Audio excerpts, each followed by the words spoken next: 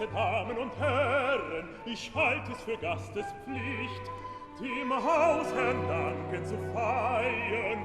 Doch Redner, das bin ich nicht. Ich sag darum, in aller Kürze, die bekanntlich immer die Würze.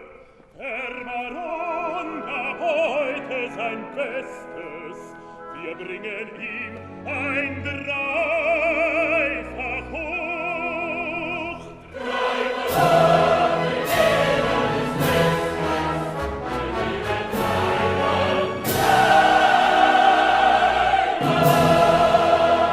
Den Beifall dieser Abend findet, den man mir herzlich dargebracht, so hat dies nicht nur mich als Hausherrn, auch als Gesandten stolz gemacht.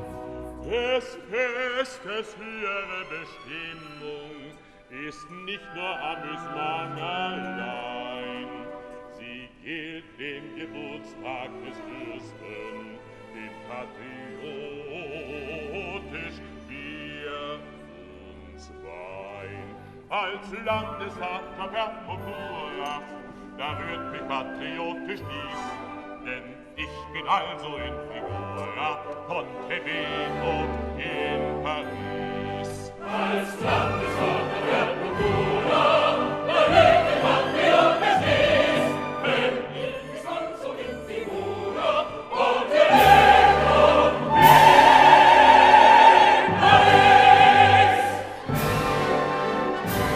in Paris. Meine Damen und Herren, meine Frau, die Botschafterin und ich, wir bedanken uns für dieses einzigartige Fest. Ich sage einzigartig, da ich sicherlich keine weiteren Abende dieser Art veranstalten werde. Wir sind pleite. Heute haben wir dennoch die kleinen Teller in die großen gestellt, um den Geburtstag unseres über alles geliebten Fürsten, unseres über alles geliebten Pontevedro gebührend zu feiern. Erwarten Sie allerdings vom kalten Buffet nicht allzu viel. Der Sponsor ist die Sachsen-LB.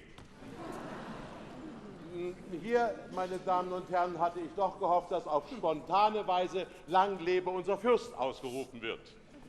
Äußerst gern. Lang lebe unser Fürst! Ich danke Ihnen für Ihre Spontanität. Ich werde unserem über alles geliebten Fürsten sofort eine Nachricht schicken. Bitte, Exzellenz, hier ist sie. Danke. Bogdanowitsch, eine Nachricht, die, wie Sie sehen werden, ihm von dieser spontanen Sympathiebekundung berichten wird. Öse, Gymnastik, Saxophon, Rippenfell, Pflaumentoffel, Leberwurst, Blinddarm. So, schön spontan. Aber ich verstehe nicht ganz. Die Nachricht ist doch verschlüsselt. Das ist der Inhalt. Schicken an seine Exzellenz unsere unterwürfigen Ehrerbietungen. Bei dieser Gelegenheit beweisen wir der französischen Regierung in Paris J'ai deux amours.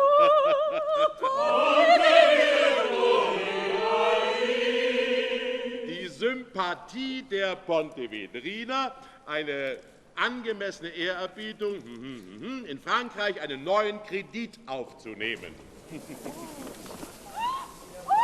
Was für ein schönes Sofa. Ein echter Salvatore Dali von Ikea. Wie teuer? $85. Ich kaufe. Ich kaufe. Meine Frau hat den Kaufwahn. Sie ist kaufverrückt. Olga, Ja, was ist? du flirtest mit Herrn Saint-Brioche. Ausgeschlossen. Er flirtet mit mir. Unser armer Gesandtschaftsrat Promow. Er ist sowas von eifersüchtig. Unglaublich. Armselig. Vor allem, wenn man bedenkt, dass er an der Seite eines so großartigen Menschen lebt. Von wem sprechen Sie? Von mir. Von einem großartigen Menschen, der ihm als Beispiel gilt für Vertrauen zwischen Eheleuten und für unerschütterliche Sicherheit. Oh, die Botschafterin ist ein Modell von Sittsamkeit. Sie liebt mich, das ist ihre Stärke. Schaut sie doch an. Warum kann sie so harmlos mit dem Grafen Camille de Roussillon plaudern? Warum? weil sie mich liebt. Das ist wahr. So kommen Sie, es ist niemand hier. Sie sehen den glücklichsten Mann in mir. Ich habe mit Ihnen zu sprechen. Ich möchte Ihnen ein Wort nur sagen. Oh, still! Sie wissen, dass ich das nicht hören will. Sag ich's auch nicht, Sie hören es doch. Nur einmal möchte ich es sagen. Ach, letzter Freund, warum sich so quälen? Wir machen ein Ende. Ein Ende. Ich will Sie vermählen. Vermählen mich. Nie darf das sein. Ich liebe nur dich. Nur dich.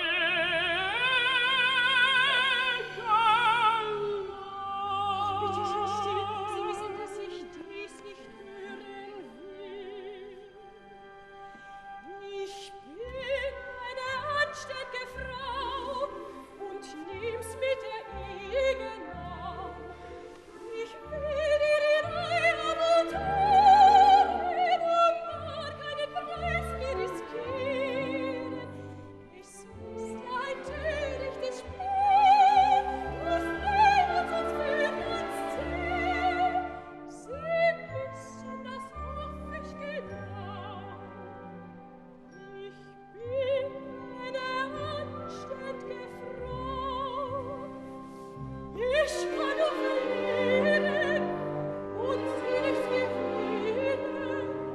Drum ist in der Nachung wir einigsten drinnen.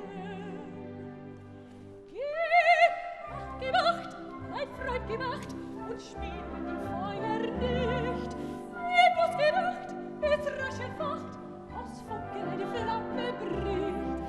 Sehr gefährlich ist des Feuers Macht, wenn man sie nicht bezieht bewacht. Wer das nicht kennt, sich leicht verbrennt, ihm vor dem Feuer dich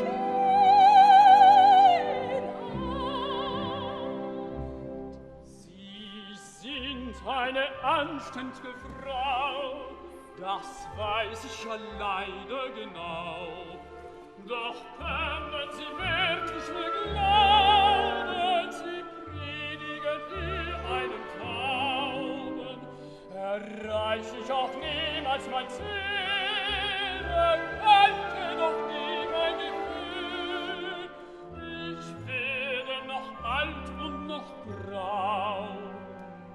Sie bleiben die anständige Frau. Ich kenn die Gefahren, ich muss sie ertragen. Ich kann ihnen nimmer und nimmer entsagen. Geh Wacht, mein Freund, geh Wacht.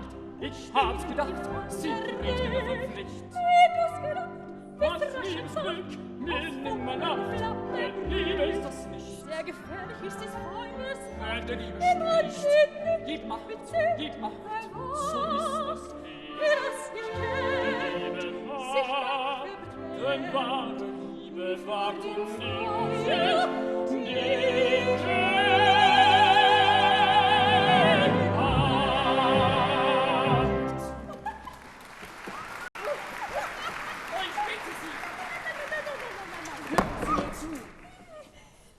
Ich befehle Ihnen zu schweigen.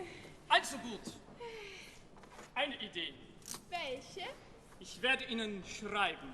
Ach, mir schreiben. Ja, was Sie mir verbieten, Ihnen auszusprechen.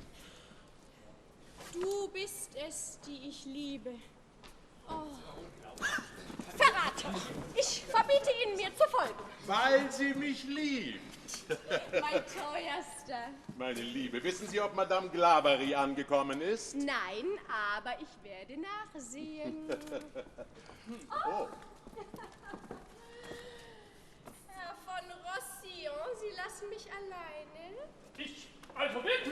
Also wirklich, das ist ja zum Verrücktwerden. Zum Verrücktwerden! Warum klebt sie immer so an diesem Monsieur? Weil sie sie liebt. Hat sich das bis zu Ihnen herumgesprochen? Wer ist denn, Herr Botschafter, diese Madame Hanna Glavary, nach der sich unsere schöne Gastgeberin erkundigt hat? Wer ist diese Frau?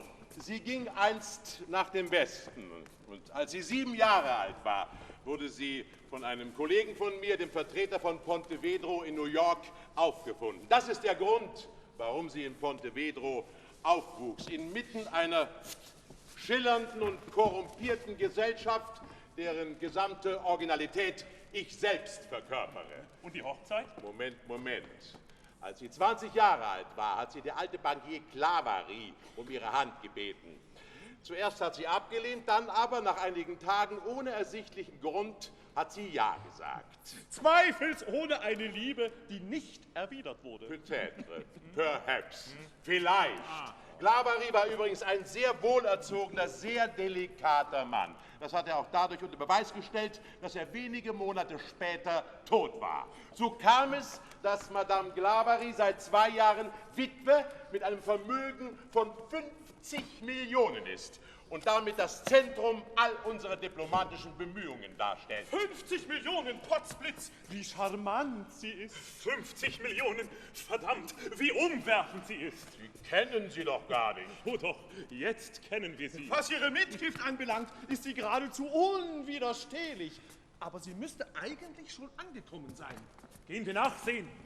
Die 50 Millionen von Madame Glavary Befinden sich in der Pontevedrinischen Nationalbank, die nur ein begrenztes Vertrauen verdient. und von der wir beide die Verwalter sind. Das Gesamtvermögen dieser Bank beträgt der letzten Bilanz zufolge, die wir beide selbst gefälscht haben, 50.175 Francs und 90 Centimes. Die 50 Millionen gehören Madame Glavary. Die 1.100 Francs gehören mir, abzüglich des Andy Warhol und den anderen Plunder, den meine Frau da gekauft hat. Die 75 Francs gehören mir. Und die 90 Centimes gehören dem Rest der Bevölkerung. Wenn also Madame Glavary Einen Ausländer heiraten würde und wenn der die Millionen von unserer Bank abheben würde, dann crashen wir. Ein Desaster. Eine Katastrophe.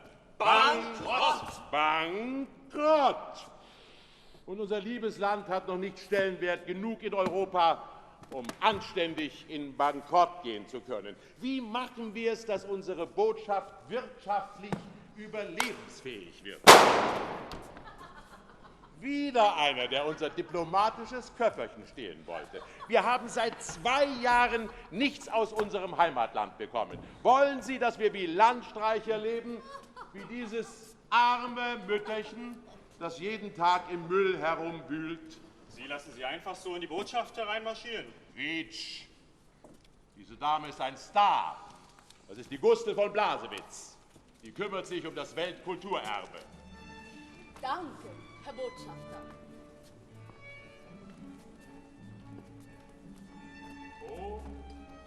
So schnell kann's gehen.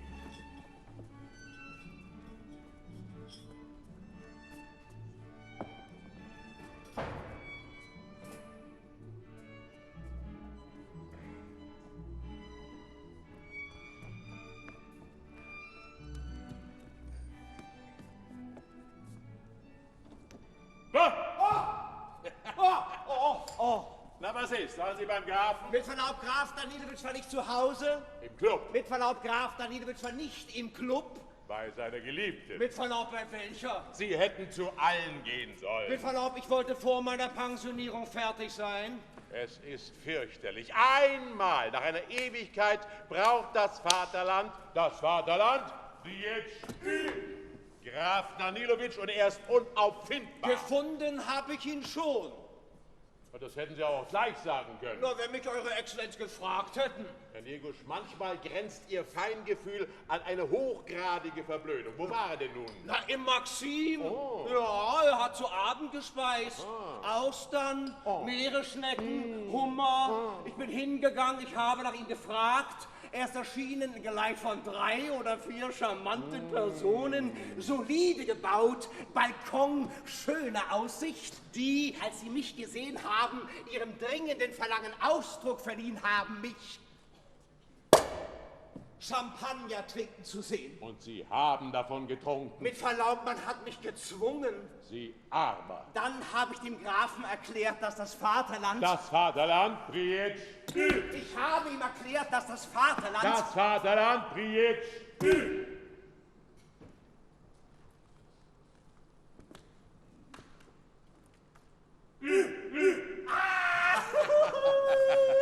Ich habe ihm erklärt, dass die Heimat, Die zauberhafte Heimat, die zauberhafte Heimat, ihn dringend benötige und dass man ihn diesbezüglich unverzüglich in der Botschaft erwarte. In der Botschaft hat er gefragt, für die zauberhafte Heimat habe ich gesagt, woraufhin er spricht, alles für die zauberhafte Heimat, aber ohne mich. Herr Nirusch, Ja, Exzellenz. hat es Sie nicht verwundert, dass ich den Namen Danilowitsch fallen ließ? Waren Sie nicht eigenartig berührt, dass ein Geistesmensch wie ich sich mit einem so ausschweifenden, liederlichen Menschen abgibt? Ja, ich fand das auch idiotisch. Was? Aber eure Dominanz haben sicherlich ihre Gründe. Gründerzeit. Ja, Sie haben mich verstanden. Herzlichen Glückwunsch. Wissen Sie, ich bin manchmal ein so tiefgründiger Mensch, dass ich mich selbst nicht verstehe. Verstehen Sie das? Aber das versteht doch jeder. Ich nicht. Verstehe. Ah, was ist denn das? Eine dicke Fliege, 50 Millionen schwer. Sag ich doch. Gründerzeit. Madame Bovary kommt an! 50 Millionen!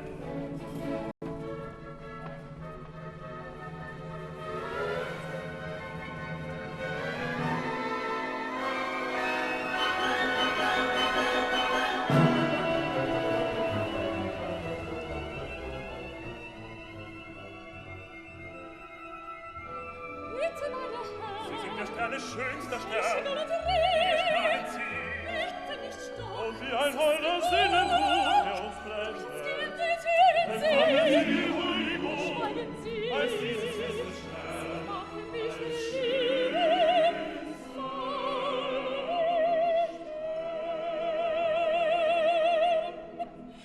hab in Paris mich noch nicht ganz so akklimatisiert, dass dieser süße Firlefanz von mir verstanden wird.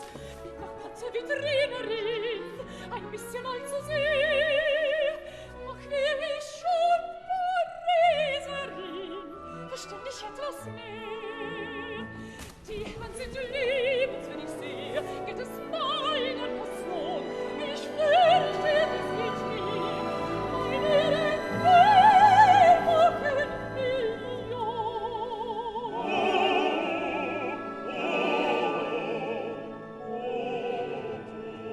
Ach, tun Sie nur nicht so. Oft hab ich's gehört, wir bitten noch, wir sind begehrt. Wenn wir armen Witwen reich sind, dann haben wir doppelten Wert.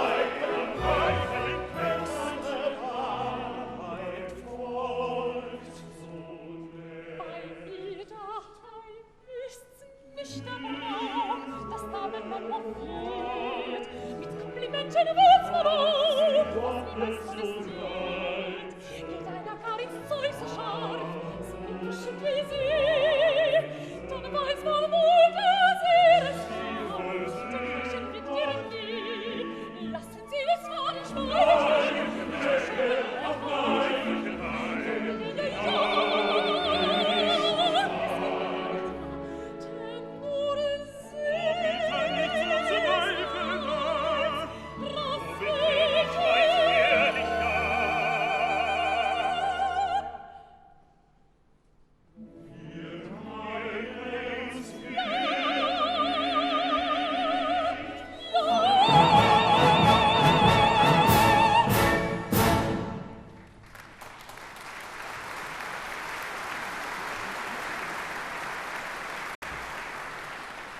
Madame, was für ein Erfolg! Das ist nicht genug. Was für ein unglaublicher Erfolg. Sie sind wundervoll. Das ist stark untertrieben. Sie sind unglaublich schrecklich wundervoll. Erlauben Sie mir, mich einzuschreiben. Ich auch. Aber bitte, meine Herren, ich darf Ihnen versichern, dass es mir völlig gleichgültig ist, mit wer ich mich zur Musik drehe. Oh, das ist nicht nett. Nicht nett. Oh, Madame, es ist schwer, zu Ihnen durchzukommen. oh, Exzellenz, es freut mich furchtbar.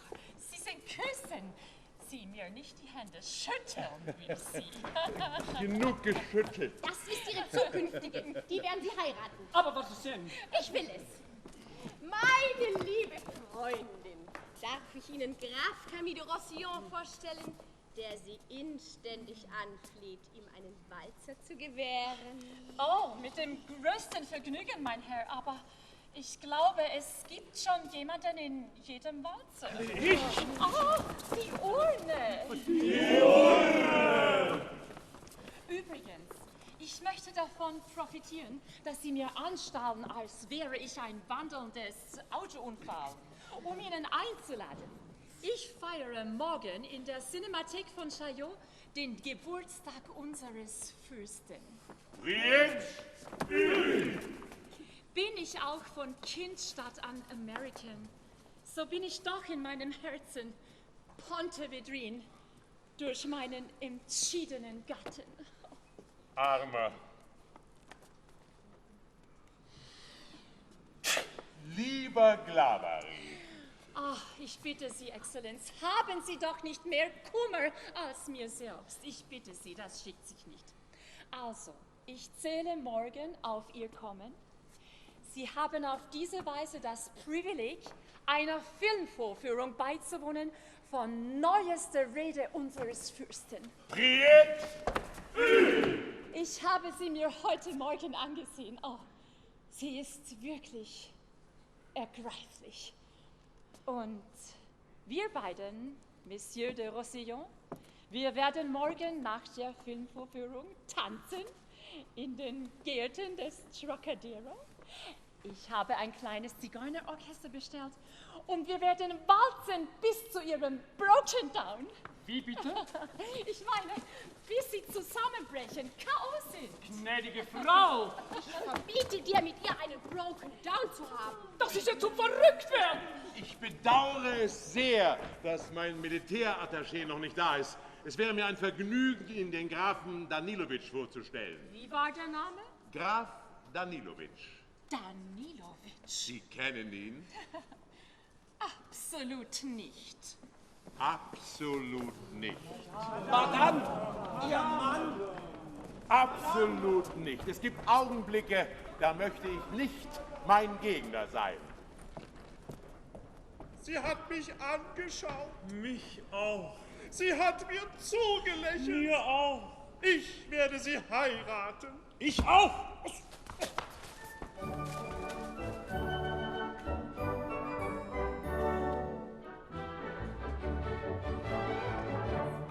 Also bitte, ich bin hier, aber wo ist das Vaterland? O Vaterland, du macht's bei Tag, mich schon genügend Mühe und Plag. Die Nacht braucht wieder Diplomat, doch meistens halt für sich privat. Um 1 bin ich schon im Büro, doch bin ich gleich denn auf anderswo, weil meine ganzen lieben Tag nicht immer im Büro sein mag. Erstatte ich beim Chef Bericht, so tu ich's meistens selber nicht. Dies Brecht und halt ich niemals ein Diplomat schweigsam sein. Die Akten häufen sich bei mir, ich finde es gibt zu viel Papier. Ich tauch die Feder selten ein und komm doch in die Tinte hinein. Keine Wunder, wenn man so viel tut, dass man am Abend gerne ruft und sich bei Nacht, was man schon nennt, Erholung nach der Arbeit gönnt.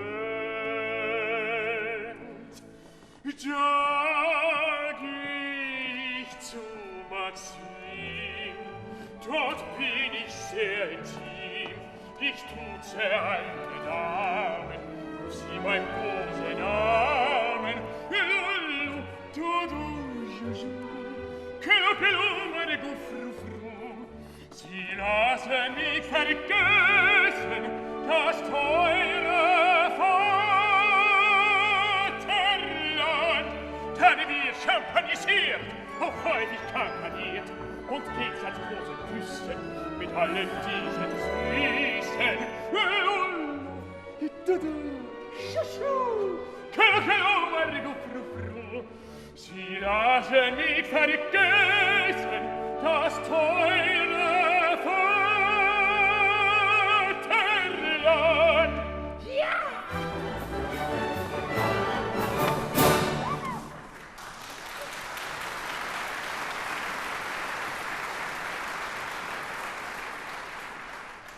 Seine Exzellenz der Baron befinden sich in einer Besprechung. Bitte warten Sie hier. Na hopp, hopp, meine Damen. Habt ihr kein Zuhause? Na los, na los. Susu. Du hast deine Schultasche vergessen. Na los. Oh, sie hat einen hübschen, aber leider nicht im Kopf.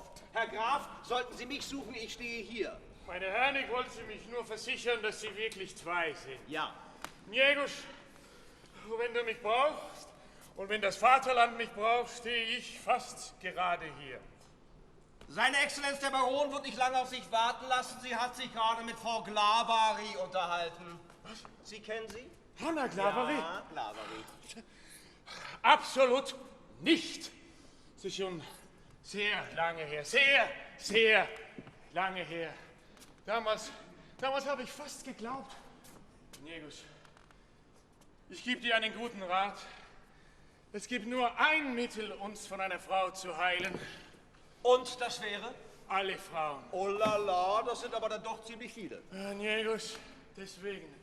Heute ist schon die 4. Nacht, die ich nicht geschlafen habe. Ich muss mich niederlegen. Ich möchte träumen. Ich möchte schlafen. Aber... Ja, geh weg, Niegusch. Lass mich allein. Schlafen, vielleicht auch träumen. Ja, da liegt's.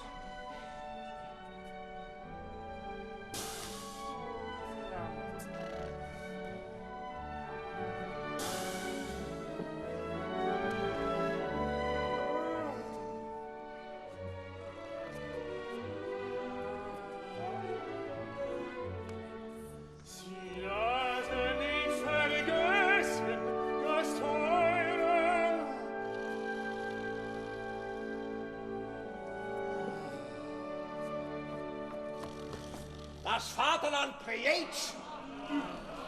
Herr, bitte lassen Sie mir. Ich bin tot, aus Müdigkeit verschieden. Bitte lassen Sie mir allein. Meine Herren, bitte lassen Sie doch andere Damen drehen. Ich will... Oh, my goodness, alone at last, alone. There's already someone on the canopy. Mein Herr, das schickt sich nicht vor den Augen einer Dame zu schlafen. Wie grässlich dieser Mann schnarcht.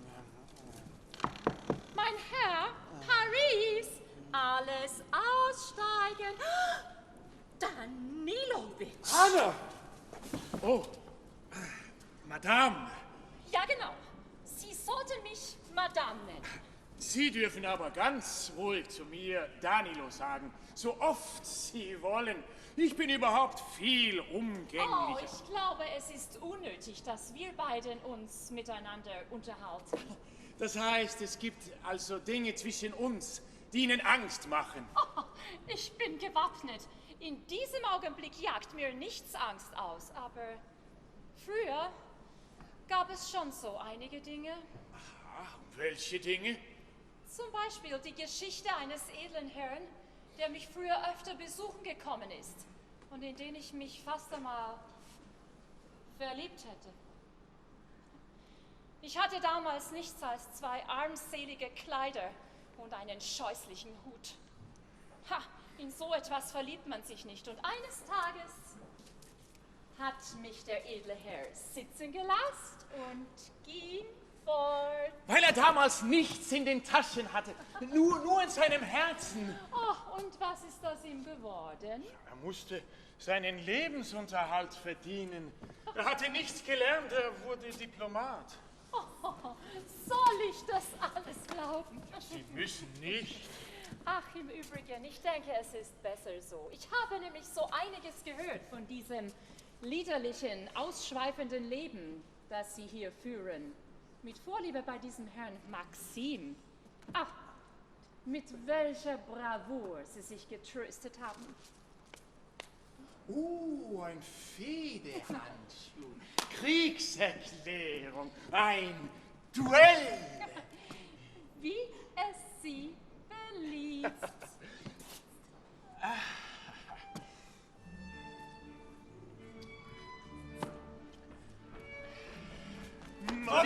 Madame, unser Walzer. Aber meine Herren, ich kann unmöglich mit Ihnen beiden tanzen. Oh no, oh my goodness. Oh.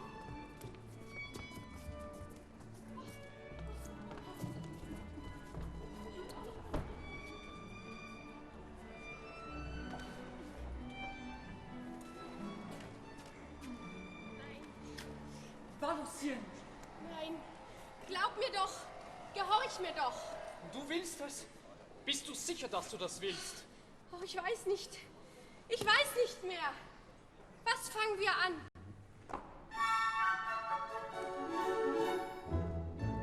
Ja, was? Rotes Zimmerlein, Gewiss. im Abenddämmerschein. Wie süß. Ich bin ganz allein, Da auf sage kein ich Gewiss. es nein.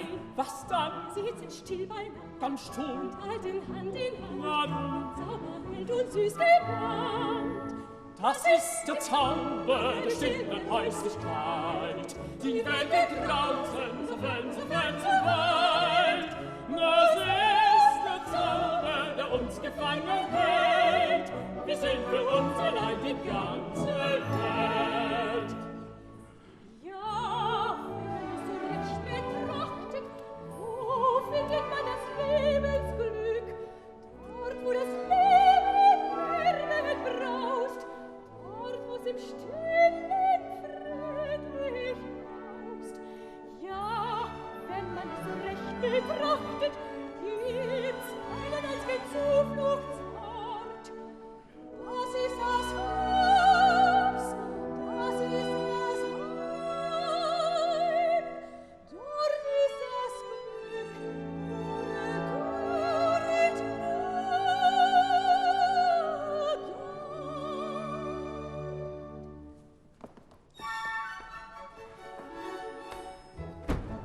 Was nun? Doch geht das leider nicht. Wie schade. Da sind Sie verzicht. Verzicht. Muss ein Ende sein. Ich es sage muss nein und nein. Oh weh, Das ist es nur. ein Traum. Wahrheit keine Spur. Das kaum. Ein Ruf, das ist es leider nur. Das ist der Zauber der stillen Häuslichkeit. Die Welt geht draußen, so fern, so fern, so weit. Das ist der Zauber, der uns gefangen hält. Wir sind für uns allein die ganze Welt.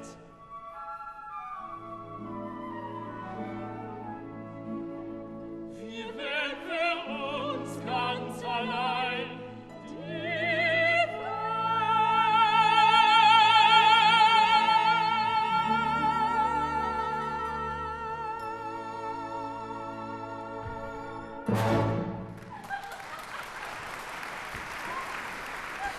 Verabschieden wir uns, mein Lieber. Man wird mein Verschwinden bemerken. Gib mir meinen Fächer. Deinen Fächer? Den hast du mir nicht gegeben. Was? Wie bitte? Habe ich ihn verloren? Mein Gott. Oh, das ist zum Verrücktwerden. Oh mein Gott. Ich bin doch eine anständige Frau. Das sagst du andauernd. Ja, aus Angst, es zu vergessen. Vielleicht liegt er im kleinen Salon. Schau nach. Such doch. Du musst ihn finden. Ich bitte dich. Das ist ja zum Verrücktwerden.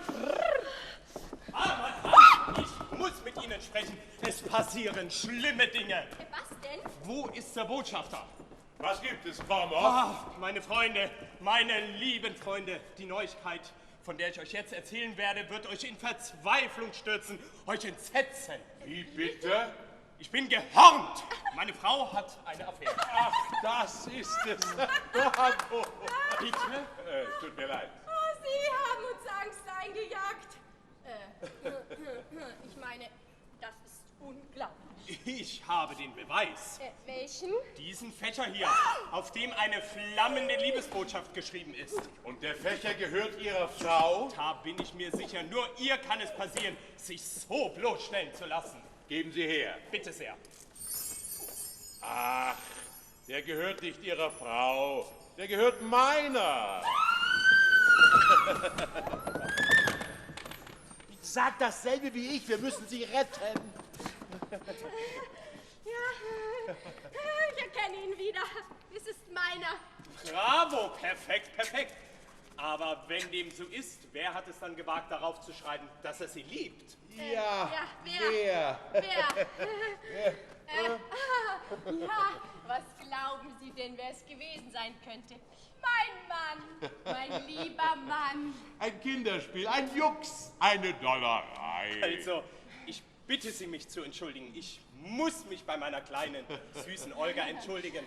Olga, meine süße Olga. Meine Liebe, du hast dazugelernt. Du bist meiner würdig. Danke. Gib mir meinen Fächer.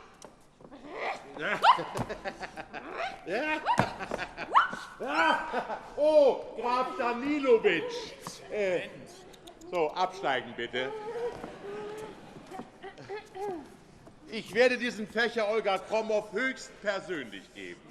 Dieser Fächer! Exzellenz, Sie haben nach mir gerufen. Ja, Graf, was machen Sie, seit Sie bei der Botschaft sind? Ja, nichts. Perfekt, dann sind Sie unser Mann.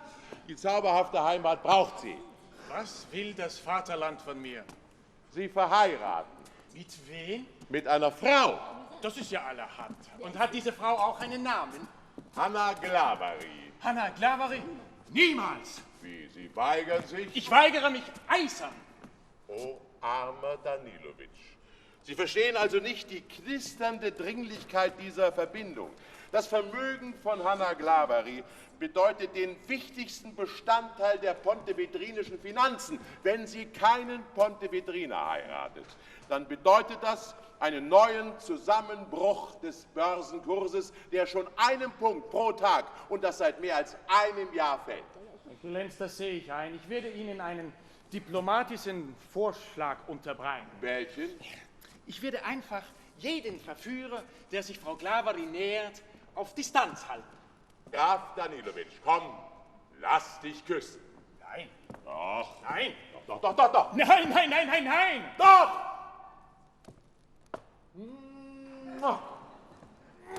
Fürs Vaterland. Prietsch!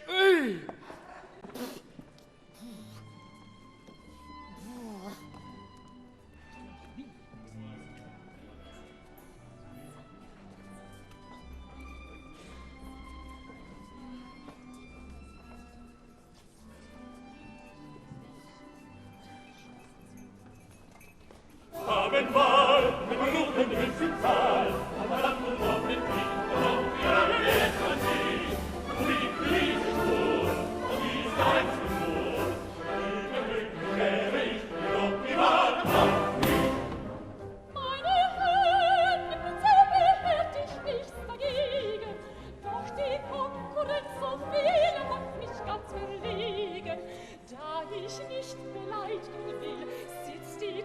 ich liebe still. Es gibt doch Damen hier in dem Passe. Doch ist keiner so, mein Gott, so dringlich einen Tod. Diese Knaben müssen fort, diese Knaben müssen fort. Knäblein, bettelt ruhig weiter.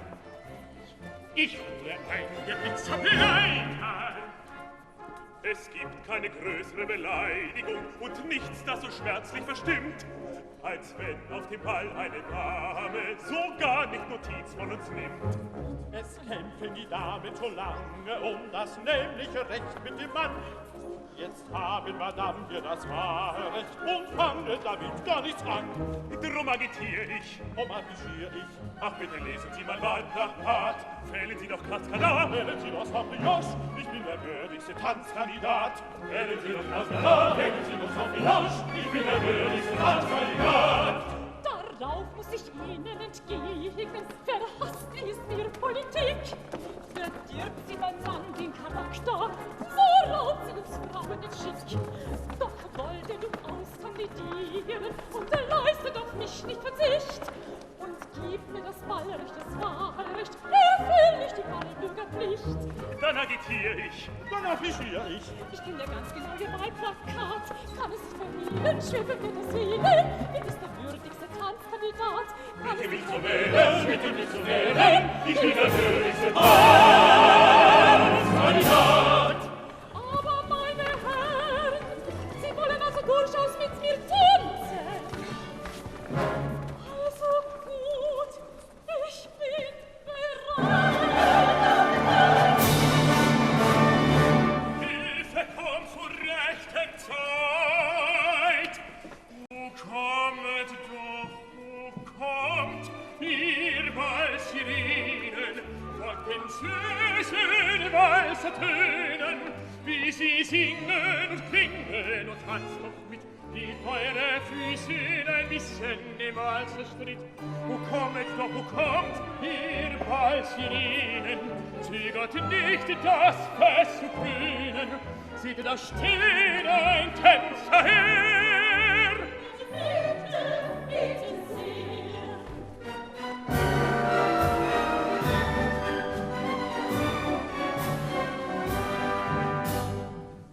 Wie die Blumen im Lenzer blühen und in leuchtenden Farben erglühen, so erblühet in rosiger Glut Locken der Töne Flut. Wenn die Geige zu Zauber verklingt und Musik sich den Reigen erzwingt, dann frisch auf, zöger nicht, denn die Jugend, sie spricht, sich der Tanz voller Füße fliegt.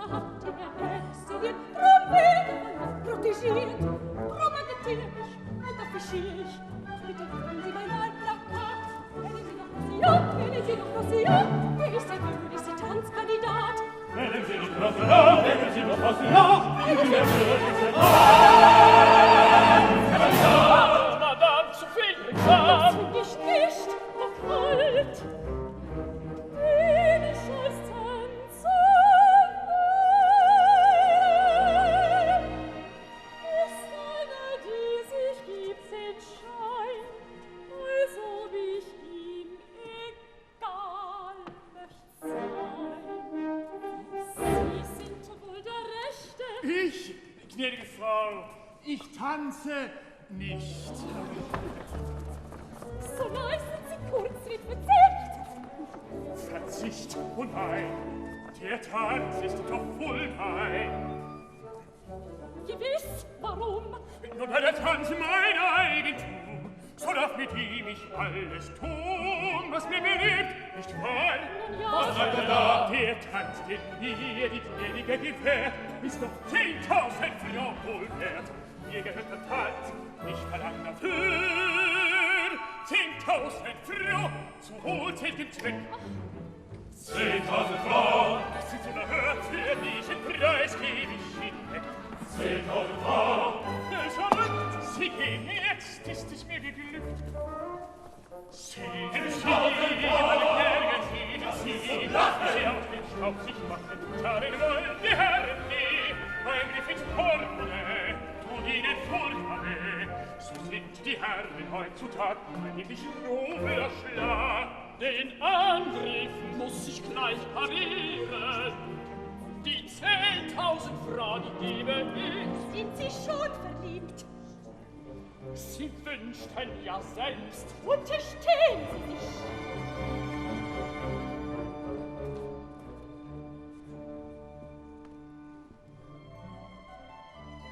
Der letzte Gegend sind befreit und jetzt, gnädige Frau, bin ich zum Tanz bereit. Jetzt danke ich sehr. Und mein Mandat, Sie wollten nicht doch. Sie hat Diplomat. Ich tanze nicht. Eigene Klingen locken so süß.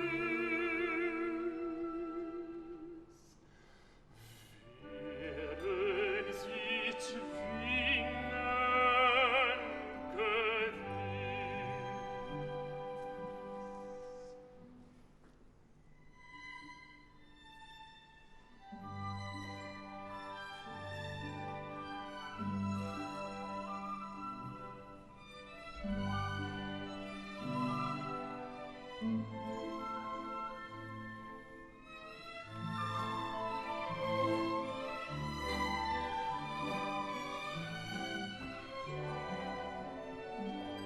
Nein, ich will nicht.